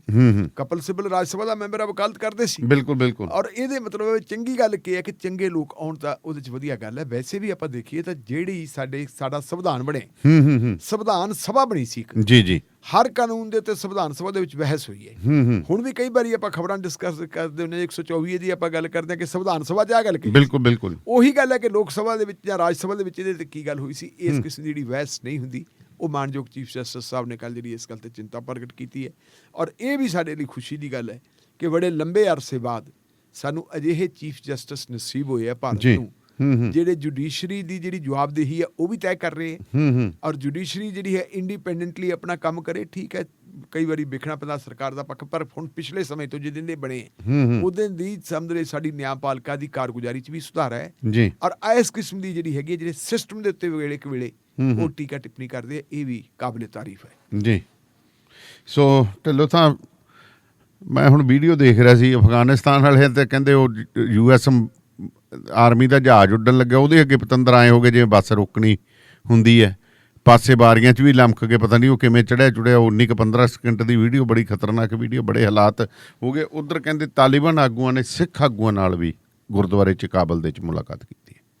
ਦੇਖੋ ਇਹਦੇ ਤੇ ਪਹਿਲੀ ਗੱਲ ਤਾਂ ਇਹ ਹੈ ਕਿ ਪਿਛਲੇ ਦਿਨਾਂ 'ਚ ਜਦੋਂ ਅਮਰੀਕਾ ਨੇ ਜੀ ਆਪਣੀਆਂ ਫੌਜਾਂ ਵਾਪਸ ਬੁਲਾਉਣ ਦਾ ਫੈਸਲਾ ਕੀਤਾ ਹੈ, ਸ਼ਾਇਦ ਆਪਾਂ ਕਿਸੇ ਪ੍ਰੋਗਰਾਮ ਦੇ ਵਿੱਚ ਇਹ ਗੱਲ ਡਿਸਕਸ ਵੀ ਕੀਤੀ ਸੀ। ਉਦੋਂ ਕਿਸੇ ਇੰਟੈਲੀਜੈਂਸ ਨੇ, ਖੁਫੀਆ ਵਿਭਾਗ ਦੇ ਅਫਸਰ ਨੇ ਜੀ ਇਹ ਗੱਲ ਕਹੀ ਸੀ ਕਿ 90 ਦਿਨਾਂ ਦੇ ਵਿੱਚ ਤਾਲਿਬਾਨ ਜਿਹੜੇ ਹੈਗੇ ਆ ਉਹ ਕਬਜ਼ਾ ਕਰ ਲੈਣਗੇ ਲਾਹੌਰ, ਆਪਣਾ ਤੁਹਾਡੇ ਕਾਬਲ ਤੇ ਜੀ। ਤੇ ਆਪਾਂ ਵੇਖਦੇ ਹਾਂ ਇਹਦੇ ਵੀ ਜਿੱਡੀ ਤੇਜ਼ੀ ਨਾਲ ਉਹ ਵੱਧ ਰਹੇ ਹੈ, ਉਹਨਾਂ ਦਾ ਕੋਈ ਵਿਰੋਧ ਹੀ ਨਹੀਂ ਹੋ ਰਿਹਾ ਸੀ ਜੀ। ਔਰ ਉਹਨਾਂ ਨੇ ਜਿਸ ਢੰਗ ਦੇ ਨਾਲ ਮਤਲਬ ਤੁਸੀਂ ਦੇਖੋ ਵੀ ਕੱਲ੍ਹ ਉਹ ਕਾਬਲ ਦੇ ਵਿੱਚ ਦਾਖਲ ਆਏ ਆ, ਕਿਸੇ ਨੇ ਵਿਰੋਧ ਹੀ ਨਹੀਂ ਕੀਤਾ। ਉੱਥੋਂ ਦਾ ਰਾਸ਼ਟਰਪਤੀ, ਉਪ ਰਾਸ਼ਟਰਪਤੀ, ਵੱਡੇ ਵੱਡੇ ਲੋਕ ਹੈ ਜਿਹੜੇ ਜਹਾਜ਼ ਚੱਕੇ ਤੇ ਉਹਨਾਂ ਨੇ ਉਹ ਭੱਜ ਗਏ। ਉਹ ਬਗੈਰ ਕਿਸੇ ਵਿਰੋਧ ਦੇ ਆ ਕੇ ਜੀ ਉਹ ਰਾਸ਼ਟਰਪਤੀ ਭਵਨ ਲਾ ਲਓ ਜਾਂ ਰਾਸ਼ਟਰਪਤੀ ਗਵਰਨਰ ਹਾਊਸ ਦੇ ਵਿੱਚ ਬੜੇ ਥਾਵਾਂ ਉਹਦੇ ਵਿੱਚ ਵੀ ਸਾਰੇ ਥਾਵਾਂ ਤੇ ਵੜ ਗਈ। ਹੂੰ ਲੋਕਾਂ ਨੇ, ਕਿਉਂਕਿ ਜੇ ਆਪਾਂ ਦੇਖੀਏ ਤਾਂ ਬਹੁਤ ਲੰਬੇ ਸਮੇਂ ਤੋਂ ਸੰਤਾਪ ਹੰਢਾ ਰਹੇ ਆ ਅਫਗਾਨਿਸਤਾਨ ਦੇ ਬਹੁਤ, ਲੋਕ। ਵੈਸੇ ਦੋਨਾਂ ਪਾਸਿਆਂ ਤੋਂ ਹੀ। ਵੈਸੇ ਤਾਂ ਮੈਂ ਇਹ ਸਮਝੂਗਾ ਕਿ ਜਿਹਨੇ ਅਮਰੀਕਾ ਨਾਲ ਲਿਹਾਜ਼ ਪਾ ਲਈ ਨਾ ਉਹਨੂੰ ਸੰਤਾਪ ਹੀ ਹੰਢਾਉਣਾ ਪੈਂਦਾ। ਹੂੰ ਅਮਰੀਕਾ ਨੇ ਇੱਥੇ ਦਖਲਅੰਦਾਜ਼ੀ ਕੀਤੀ, ਜੀ ਪਹਿਲਾਂ ਸੋਵੀਅਤ ਯੂਨੀਅਨ ਨੇ ਕੀਤੀ। ਜਦੋਂ ਸੋਵੀਅਤ ਯੂਨੀਅਨ ਨੇ ਕੀਤੀ, ਸੋਵੀਅਤ ਯੂਨੀਅਨ ਨੂੰ ਪੱਟਣ ਵਾਸਤੇ ਅਮਰੀਕਾ ਨੇ ਦਖਲਅੰਦਾਜ਼ੀ ਕੀਤੀ। ਜੀ। ਉਦੋਂ ਮੁਜਾਹਿਦੀਨ ਹੁੰਦੇ ਸੀ। ਹੂੰ ਮੁਜਾਹਿਦੀਨਾਂ ਨੂੰ ਟ੍ਰੇਨਿੰਗ ਕਰਵਾਉਣ ਵਾਸਤੇ ਧਰਤੀ ਕਿਹੜੀ ਚੁਣੀ? ਪਾਕਿਸਤਾਨ ਦੀ। ਪੈਸਾ ਕਿਹਨੇ ਦਿੱਤਾ? ISI। ISI। ਉਹ ਮੁਜਾਹਿਦੀਨਾਂ ਦੀ ਮਦਦ ਦੇ ਨਾਲ ਜਿਹੜੀ ਹੈ ਪਹਿਲਾਂ ਤਾਂ ਰੂਸ ਦੇ ਪੈਰੋਂ ਖੇੜੇ। ਹੂੰ ਉਹ ਨਜਾਇਜ਼ ਆਏ ਸੀਗੇ ਸੋਵੀਅਤ ਯੂਨੀਅਨ ਵਾਲੇ, ਖੇਡਣੇ ਚਾਹੀਦੇ ਸੀ। ਹੂੰ ਉੱਥੋਂ ਦੀ ਆਪਦੀ ਸਰਕਾਰ ਬਣਨੀ ਸੀ, ਫਿਰ ਉਹ ਸਰਕਾਰ ਆਪਦੀ ਬਣ ਗਈ। ਜੀ। ਉਸ ਸਰਕਾਰ ਦੇ ਵਿੱਚ ਵੀ ਮਤਭੇਦ ਚੱਲ ਪਏ। ਮਤਭੇਦ ਚੱਲਦਿਆਂ ਉਸ ਸਰਕਾਰ ਦੇ ਵਿੱਚ ਤਾਲਿਬਾਨ ਆ ਗਈ। ਹੂੰ ਤਾਲਿਬਾਨਾਂ ਨੂੰ ਫਿਰ ਪਾਕਿਸਤਾਨ ਥੋੜੀ ਜਿਹੀ ਮਦਦ ਕਰਨ ਲੱਗ ਗਿਆ, ਜੀ। ਫਿਰ ਉਹ ਪੂਰੀ ਮਦਦ ਕਰਨ ਲੱਗ ਗਿਆ। ਅਖੀਰ ਇੱਕ ਸਟੇਜ ਫਿਰ ਉਹ ਆ ਗਈ ਜਦੋਂ ਜਿਹੜਾ ਵਰਲਡ ਟ੍ਰੇਡ ਸੈਂਟਰ ਹੈ ਉੱਥੇ ਬੰਬਾਰੀ ਹੋਈ ਸੀ। ਜੀ। ਫਿਰ ਅਮਰੀਕਾ ਨੂੰ ਪਤਾ ਲੱਗਾ ਵੀ ਇਹ ਤਾਂ ਗੱਲ ਗੜਬੜ ਹੋ ਗਈ। ਜਿਹੜੇ ਫਿਰ ਆਪ ਪੈਦਾ ਕੀਤੇ ਸੀ ਫਿਰ ਉਹਨਾਂ ਨੂੰ ਖਤਮ ਕਰ ਦਿੱਤਾ। ਉਹਦਾ ਫਿਰ ਭੁਗਤਿਆ। ਦੇਖੋ ਉਹਨਾਂ ਨੇ ਫੌਜੀ ਛਾਉਣੀ ਦੇ ਉੱਤੇ ਤੇ ਆ ਪਾਕਿਸਤਾਨ ਦੇ ਵਿੱਚ ਕਿਵੇਂ ਬੱਚੇ ਵੀ ਮਾਰੇ ਤੇ ਹੋਰ ਕੋਈ ਕੀ ਕੁਛ ਕੀਤਾ। ਇਹ ਸਾਰਾ ਕੁਝ ਹੋਇਆ। ਸਾਰਾ ਕੁਝ ਹੋਣ ਤੋਂ ਬਾਅਦ ਹੁਣ ਉੱਥੇ ਸਰਕਾਰ ਤਬਦੀਲ ਹੋ ਗਈ, ਕਿਉਂਕਿ ਉੱਥੇ ਜਦੋਂ ਤਬੂਤਾਂ ਦੇ ਵਿੱਚ ਲਾਸ਼ਾਂ ਜਾਂਦੀਆਂ ਨਾ ਉਹ ਸਭ ਕੁਝ ਬਰਦਾਸ਼ਤ ਕਰ ਸਕਦੇ, ਲੇਕਿਨ ਵਿਕਸਿਤ ਦੇਸ਼ ਕਦੇ ਇਹ ਨਹੀਂ ਬਰਦਾਸ਼ਤ ਕਰ ਸਕਦੇ ਕਿ ਉਹਨਾਂ ਦੇ ਮੁੰਡੇ ਬੱਚੇ ਜਿਹੜੇ ਲਾਸ਼ਾਂ ਬਣ ਕੇ ਆਉਣ। ਉਹਦਾ ਪ੍ਰੋਟੈਸਟ ਹੋਣਾ ਸੀ, ਪ੍ਰੋਟੈਸਟ ਹੁੰਦਾ ਰਿਹਾ। ਜੋ ਬਾਈਡਨ ਸਾਹਿਬ ਆ ਗਏ, ਟਰੰਪ ਸਾਹਿਬ ਚਲੇ ਗਏ, ਇਹਨਾਂ ਨੇ ਕਹਿੰਦਾ ਜੀ ਅਸੀਂ ਬਾਹਰ ਕੱਢਦੇ ਹਾਂ। ਉਹਨਾਂ ਨੂੰ ਉਹਨਾਂ ਦੇ ਹਾਲ ਤੇ ਛੱਡਤਾ, ਸਾਰੀਆਂ ਫੌਜਾਂ ਬਾਹਰ ਕੱਢ ਲਈਆਂ। ਆਪਦੇ ਜਹਾਜ਼ ਵੀ ਨਹੀਂ ਚੱਕੇ ਜੀ। ਸਮਾਨ ਕਬਾੜ ਜਿਹੜਾ ਨਾ ਉੱਥੇ ਸਮਾਨ ਵੀ ਨਹੀਂ ਅਮਰੀਕੀ ਫੌਜ ਨੇ ਚੱਕਿਆ। ਪਾਕਿਸਤਾਨ ਦੇ ਵਿੱਚ ਸਥਿਤੀ ਜਿਹੜੀ ਹੈ ਉੱਥੋਂ ਦੇ ਫੌਜੀ ਸਮਾਨ ਦੀ ਇਹ ਹੋਈ ਵੀ ਇੰਨਾ ਜ਼ਿਆਦਾ ਫੌਜੀ ਸਮਾਨ ਪਾਕਿਸਤਾਨ 'ਚ ਆ ਗਿਆ ਕਿ ਕਬਾੜ ਦਾ ਜਿਹੜਾ ਨਵਿਆਂ ਤੋਂ ਵਧੀਆ ਤੇ ਉੱਥੋਂ ਦੇ ਸਥਾਨਕ ਜਿਹੜੇ ਬਿਜ਼ਨਸਮੈਨ ਆ ਉਹਨਾਂ ਦਾ ਬੁਰਾ ਹਾਲ ਹੋ ਗਿਆ। ਕਹਿੰਦੇ ਵੀ ਰੋਕੋ ਇਹਨੂੰ ਸਮਗਲਿੰਗ। ਬਿਲਕੁਲ ਜਿਵੇਂ ਆਪਣੇ ਆ ਜਾਂਦਾ ਹੁੰਦਾ ਦਿੱਲੀ ਵਾਲਾ ਕਚਰਾ। ਹਾਂਜੀ ਆ ਜਿਹੜੀਆਂ ਗੱਡੀਆਂ ਦਿੱਲੀ ਦੀਆਂ ਪੰਜਾਬ 'ਚ ਹੁਣ ਆਈਆਂ ਵੀ ਬਸ ਬੁਰਾ ਹਾਲ ਕੀਤਾ ਹੋਇਆ। ਉਹਦਾ ਹੁਣ ਨਤੀਜਾ ਗਿਆ ਉਹ ਛੱਡ ਕੇ ਭੱਜ ਗਏ। ਜੀ। ਆ ਤੁਸੀਂ ਗੱਲ ਕਰਦੇ ਹੋ ਕਹਿੰਦੇ ਵੀ ਉਹ ਜਾ ਕੇ ਬੱਸ ਵਾਂਗੂ ਘੇਰ ਲੈਣੀ ਜੀ, ਉਹਦੇ ਚ ਚੁੰਬੜ ਗਏ। ਜਹਾਜ਼ ਉੱਡਿਆ ਤੇ ਉਹਦੇ ਤੇ ਡਿੱਗ ਪਈਆਂ 2 ਜਾਣੇ ਬੰਦੇ। ਅੱਛਾ। 2 ਜਾਣੇ ਤਾਂ ਡਿੱਗ ਕੇ ਮਰ ਵੀ ਗਏ ਹੈ। ਅੱਛਾ ਜੀ। ਔਰ ਅਮਰੀਕਾ ਵਾਸਤੇ ਇੱਕ ਆਪਦੀ ਪ੍ਰੋਬਲਮ ਆ ਗਈ ਹੈ ਜੀ। ਫੌਜ ਦਾ ਇੱਕ ਥੋੜਾ ਜਿਹਾ ਹਿੱਸਾ ਉਹਨਾਂ ਦਾ ਹੈਗਾ ਉੱਥੇ, ਉਹ ਕਿਵੇਂ ਕੱਢਣਗੇ ਉਹ ਸਮਝ ਨਹੀਂ ਆ ਰਹੀ। ਉਹ ਹਵਾਈ ਅੱਡੇ ਤੇ ਖੜੇ ਹੈ, ਜਿਹੜੀਆਂ ਕੌਮਾਂਤਰੀ ਉਡਾਣਾ ਬੰਦ ਕਰਤੀਆਂ। ਇੱਕ ਹਵਾਈ ਅੱਡਾ ਜਿੱਥੇ ਉਹਨਾਂ ਦੇ ਜਹਾਜ਼ ਖੜੇ ਸੀ ਉੱਥੇ ਉਹਨਾਂ ਦੀ ਫੌਜ ਵੀ ਲੱਗੀ ਹੋਈ ਹੈ। ਉਹਨਾਂ ਨੇ ਆਪਦੇ ਨਾਗਰਿਕ ਕੱਢਨੇ, ਪਰ ਕਿਸੇ ਕੋਲੇ ਨਾ ਤਾਂ ਪਾਸਪੋਰਟ ਹੈ ਨਾ ਕਿਸੇ ਕੋਲੇ ਵੀਜ਼ਾ ਹੈ। ਲੋਕ ਭੱਜ ਕੇ, ਜਿਵੇਂ ਆਪਾਂ ਮੇਲੇ ਚ ਉਹਨਾਂ ਨੇ ਐ ਭੱਜ ਕੇ ਆ ਗਏ ਤਾਲਬਨ ਨਿਕਲ ਚਲੋ। ਕਿਸੇ ਨੇ ਆਪਦਾ ਸਮਾਨ ਨਹੀਂ ਚੱਕਿਆ, ਭੱਜ ਕੇ ਆ ਚੜੇ ਉਹਦੇ ਤੇ ਜੀ। ਚੜ ਕੇ ਆ ਕੇ ਜਿਵੇਂ ਲਮਕਾਉਂਦੇ ਆਦੇ ਵੀ ਆਪਾਂ ਟ੍ਰੇਨਾਂ ਤੇ ਨਹੀਂ ਚੜਦੇ। ਉਹ ਕੰਮ ਹੋ ਗਿਆ। ਹਾਂ। ਜਾਂ ਬੱਸਾਂ ਦੇ ਵਿੱਚ ਮਗਰ ਲਮਕਦੇ ਤੁਰੇ ਸੀ, ਇਸ ਤਰ੍ਹਾਂ ਹੁੰਦੇ ਸੀ। ਹੁਣ ਉਹਦੇ ਚ ਕੀ ਕਰਨ, ਹੁਣ ਆਰਮੀ ਡਿਪਲਾਈ ਕੀਤੀ ਉਹਨਾਂ ਨੇ। ਆਰਮੀ ਨੇ ਗੋਲੀ ਵੀ ਚਲਾਈ ਹੈ, ਅਮਰੀਕਨ ਆਰਮੀ ਨੇ। ਮੇਰਾ ਖਿਆਲ ਅੱਧੀ ਦਰਜਨ ਦੇ ਕਰੀਬ ਲੋਕ ਜਿਹੜੇ ਆ ਉਹ ਮਾਰੇ ਗਏ ਜੀ। ਬਹੁਤ ਬੁਰਾ ਹਾਲ ਹੈ ਜੀ, ਬਹੁਤ ਹੀ ਬੁਰਾ ਹਾਲ ਹੈ। ਔਰ ਉਹਦੇ ਚ 32,000 ਕਰੋੜ ਜੀ ਰੁਪਈਆ ਅਸੀਂ ਵੀ ਲਾਇਆ ਵਾ। ਹਾਂ। ਬਹੁਤ ਲੱਗਿਆ ਇੰਡੀਆ ਦਾ ਪੈਸਾ ਅਫਗਾਨਿਸਤਾਨ ਦੇ ਵਿੱਚ। ਸਾਡੇ ਵੀ ਲੋਕ ਬਹੁਤ ਸਾਰੇ ਹੈ। ਜਿਹੜਾ ਹੁਣ 200 ਬੰਦਾ ਗੁਰੂ ਘਰ ਦੇ ਵਿੱਚ ਬੈਠਾ ਹੈ, ਕੈਪਟਨ ਅਮਰਿੰਦਰ ਸਿੰਘ ਦਾ ਤੁਸੀਂ ਦੇਖਿਆ, ਉਹਨਾਂ ਨੇ ਟਵੀਟ ਕੀਤਾ। ਉਹਨੇ ਜਿਹੜੇ ਸਾਡੇ ਫੋਰਨ ਮਿਨਿਸਟਰ ਹੈਗੇ SJ ਸ਼ੰਕਰ, ਉਹਨਾਂ ਨੂੰ ਕਿਹਾ ਜੀ ਗੱਲ ਕਰੋ, ਸਾਡਾ ਸਿੱਖ 200 ਬੰਦਾ ਉੱਥੇ ਗੁਰੂ ਘਰ ਦੇ ਵਿੱਚ ਫਸਿਆ ਹੋਇਆ। ਇੱਕ ਗੱਲ ਉਹਨਾਂ ਨੇ ਤਾਲਿਬਾਨ ਨੇ ਚੰਗੀ ਕਹਿਤੀ ਵੀ ਕੋਈ ਗੱਲ ਨਹੀਂ, ਅਸੀਂ ਖੂਨ ਖਰਾਬਾ ਨਹੀਂ ਕਰਦੇ, ਸਾਨੂੰ ਕੋਈ ਗੱਲ ਨਹੀਂ, ਅਸੀਂ ਲੋਕਾਂ ਦੀ ਸਾਰਿਆਂ ਨੂੰ ਕਿਸੇ ਨਾਲ ਕੋਈ ਤੰਗ ਪਰੇਸ਼ਾਨ ਨਹੀਂ ਕਰਦੇ ਜੀ। ਔਰ ਇਹ ਚੰਗੀ ਗੱਲ ਹੈ ਜੇ ਉਹਨਾਂ ਨੇ ਸਿੱਖ ਆਗੂਆਂ ਦੇ ਨਾਲ ਤਾਲਮੇਲ ਸਥਾਪਿਤ ਕੀਤਾ ਹੈ ਤਾਂ ਵਿਚਾਰੇ ਉਹ ਨਿਕਲ ਆਉਣਗੇ। ਪਰ ਜਿਹੜੀ ਅਫਗਾਨਿਸਤਾਨ ਦੀ ਸਥਿਤੀ ਬਹੁਤ ਮਾੜੀ ਹੈ ਜੀ। ਪਤਾ ਨਹੀਂ ਇਹ ਕਿਹੜੇ ਪਾਸੇ ਨੂੰ ਕੀ ਕੁਛ ਨੂੰ ਜਾਵੇ ਜੀ। ਹੁਣ ਇਹਨਾਂ ਨੇ ਕਿਹਾ ਤਾਂ ਹੈਗਾ ਵੀ ਕੀ ਹੈ, ਪਰ ਇੱਕ ਗੱਲ ਯਾਦ ਰੱਖੋ, ਸਾਡੇ ਜਿਹੜੇ ਸੰਬੰਧ ਹੈ ਪਾਕਿਸਤਾਨ ਨਾਲ ਵੀ ਠੀਕ ਨਹੀਂ ਤੇ ਚੀਨ ਨਾਲ ਵੀ ਤਣਾਅ ਨਾਲ ਹੈ। ਚੀਨ ਦਾ ਬਿਆਨ ਆ ਗਿਆ ਜੀ ਅਸੀਂ ਤਾਲਿਬਾਨ ਦੇ ਨਾਲ ਕੋਆਪਰੇਟ ਕਰਨ ਨੂੰ ਤਿਆਰ ਹੈ। ਉਧਰੋਂ ਪਾਕਿਸਤਾਨ ਤਾਂ ਉਹਨਾਂ ਦਾ ਮਾਈ ਬਾਪ ਹੈ ਤੇ ਮਾਈ ਬਾਪ ਫਿਰ ਜਿਵੇਂ ਵਰਤੂਗਾ ਤੇ ਜਿਸ ਕਿਸਮ ਦੇ ਮਤਲਬ ਉਹ ਲੜਾਕੇ ਹੈ। ਅੱਜ ਤੱਕ ਤੁਸੀਂ ਦੇਖੋ ਵੀ ਕਿਸੇ ਨੇ ਕਬਜ਼ਾ ਕਦੇ ਬਰਕਰਾਰ ਹੈ। ਸਿਕੰਦਰ ਵੀ ਇੱਥੋਂ ਹਾਰਿਆ ਅਫਗਾਨਿਸਤਾਨ ਦੇ ਵਿੱਚ, ਉਹਨੂੰ ਵੀ ਮੂੰਹ ਦੀ ਖਾਣੀ ਪਈ ਸੀ। ਇਸੇ ਅਫਗਾਨਿਸਤਾਨ ਦੇ ਵਿੱਚ ਤੁਹਾਡਾ ਅੰਗਰੇਜ਼ਾਂ ਦੇ ਪੈਰ ਨਹੀਂ ਲੱਗੇ, ਮੁਗਲਾਂ ਦੇ ਨਹੀਂ ਲੱਗੇ, ਰੂਸ ਦੇ, ਸੋਵੀਅਤ ਯੂਨੀਅਨ ਦੇ ਨਹੀਂ ਲੱਗੇ, ਤੇ ਹੁਣ ਅਮਰੀਕਾ ਵਾਲੇ ਵੀ 20 ਸਾਲ ਲੜਾਈ ਲੜਦੇ ਰਹੇ। 20 ਸਾਲਾਂ 'ਚ ਪਤਾ ਨਹੀਂ ਕਿੰਨਾ ਕੁ ਪੈਸਾ ਲਾਇਆ ਵਾ, ਛੱਡ ਕੇ ਉਹਨਾਂ ਨੂੰ ਵੀ ਭੱਜਣਾ ਪੈ ਗਿਆ। ਸੋ ਹਾਲਤ ਬਹੁਤ ਮਾੜੇ ਹੈ। ਸਾਡਾ ਗੁਆਂਢ ਹੈ, ਉਹ ਕਹਿੰਦੇ ਹੁੰਦੇ ਨਾ ਵੀ ਜੇ ਪਿੰਡ 'ਚ ਨਗਰ 'ਚ ਸੁੱਖ ਤਾਂ ਸਾਰੇ ਸੁੱਖ ਹੈ ਗੁਆਂਢ 'ਚ ਵੀ ਹੈ। ਤੇ ਜੇ ਗੁਆਂਢ ਦੇ ਵਿੱਚ ਗੜਬੜ ਹੁੰਦੀ ਹੈ ਤਾਂ ਬੜਾ ਮੁਸ਼ਕਿਲ ਹੈ। ਸਾਡੇ ਲਈ ਵੀ ਇਹ ਪ੍ਰੋਬਲਮ ਆ ਜਾਣੀ। ਸਾਡੇ ਭੈਣ ਭਰਾ ਹੈ ਜਿਹੜੇ ਸਿੱਖ ਹੈ, ਮਹਾਰਾਜਾ ਰਣਜੀਤ ਸਿੰਘ ਵੇਲੇ ਤੇ ਗਏ ਹੋਏ। ਜਦੋਂ ਮਹਾਰਾਜਾ ਰਣਜੀਤ ਸਿੰਘ ਦਾ ਰਾਜ ਭਾਗ ਹੁੰਦਾ ਸੀ ਉਸ ਵੇਲੇ ਸਿੱਖ ਉੱਥੇ ਗਏ ਹੋਏ ਸੀ ਜੀ। ਉਹ ਉੱਥੇ ਟਿਕੇ ਹੋਏ ਹੈ। ਉਹਨਾਂ ਦੇ ਰਿਸ਼ਤੇਦਾਰ ਵਗੈਰਾ ਇੱਧਰ ਹੈਗੇ, ਵਪਾਰ ਵਪੂਰ ਕਰਨ ਵਾਸਤੇ ਆਉਂਦੇ ਆ ਵਿਚਾਰੇ, ਪਰ ਹੁਣ ਫਸੇ ਹੋਏ ਆ ਬੁਰੀ ਤਰ੍ਹਾਂ। ਉਹ ਵੀ ਤੇ ਜਿਹੜੇ ਉੱਥੋਂ ਦੇ ਲੋਕ ਵੀ ਬਹੁਤ ਬੁਰਾ ਹਾਲ ਹੈ। ਠੀਕ। ਸੋ ਬਹੁਤ ਬਹੁਤ ਸ਼ੁਕਰੀਆ ਢਿੱਲੋਂ ਸਾਹਿਬ, ਤੁਹਾਡਾ ਬਹੁਤ ਬਹੁਤ ਮਿਹਰਬਾਨੀ। ਸ਼ੁਕਰੀਆ। ਸੋ ਪ੍ਰੋਗਰਾਮ ਸ਼ਮਾਦਾਨ ਬਾਅਦ ਦਸਤੂਰ ਇਸੇ ਤਰ੍ਹਾਂ ਜਾਰੀ ਰਹੇਗਾ। ਸੋ ਜੁੜੇ ਰਹੋ ਰੇਡੀਓ ਪੰਜਾਬ ਟੁਡੇ ਦੇ ਨਾਲ, ਤੇ ਮੈਂ ਸਵਰਨ ਸਿੰਘ ਦਾਨੇਲੀਆ ਤੁਹਾਡੇ ਨਾਲ ਇਸ ਵਕਤ ਜੁੜਿਆ ਹਾਂ, ਤੇ ਸਿੰਦਰ ਕੌਰ ਜੀ ਨਾਲ ਇਸ ਤੋਂ ਬਾਅਦ ਗੱਲਬਾਤ ਜਾਰੀ ਰਹੇਗੀ।